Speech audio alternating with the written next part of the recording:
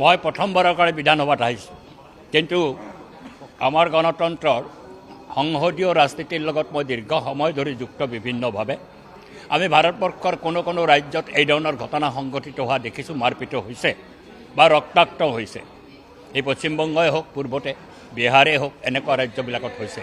কিন্তু আমাৰ অসম বিধানসভাত আমি যিটো দেখিছোঁ পূৰ্বৰ পৰাই, এটা শালীনতা ৰক্ষা কৰি পেলাই বিতৰ্ক নিশ্চিতভাৱে হ'ব, সমালোচনা তীব্ৰৰ পৰা তীব্ৰতৰ হ'ব। কিন্তু এই ধৰণে আসনৰ পৰা উঠি আহি পেলাই বিধায়কক আক্ৰমণ কৰাৰ ঘটনা ৰূপজ্যোতি কৰ্মীয়ে যিটো আজি সংগঠিত কৰিলে, ইয়াক নিন্দাৰ কোনো ভাষা নাই।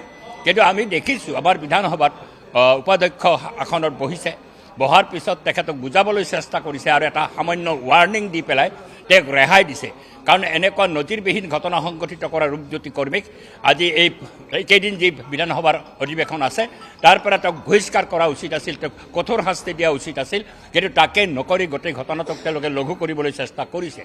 যদি বিজেপিৰ বিধায়কসকল আগবাঢ়ি আহি বাধা নিদিলেহেঁতেন, তেতিয়াহ'লে নিশ্চিতভাৱে অখিল গগৈক আক্ৰমণ কৰিলেহেঁতেন, শ্বেৰমান আলীক আক্ৰমণ কৰিলেহেঁতেন, আনকি আমাৰ দলপতিকো, বিৰোধী পক্ষৰ দলপতিকো আক্ৰমণ কৰিলেহেঁতেন। এই ধৰণৰ এটা অদ্ভুত চিটুৱেশ্যন সৃষ্টি কৰিছে, তাৰ কাৰণে আমি নিন্দা কৰিছোঁ।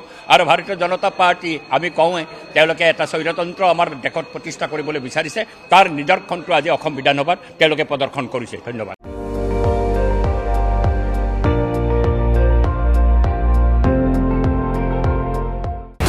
আপুনি চাই আছে ND24, সৰ্বশ্ৰেষ্ঠ নহয়, সৰ্বোত্তমৰ দৌৰ।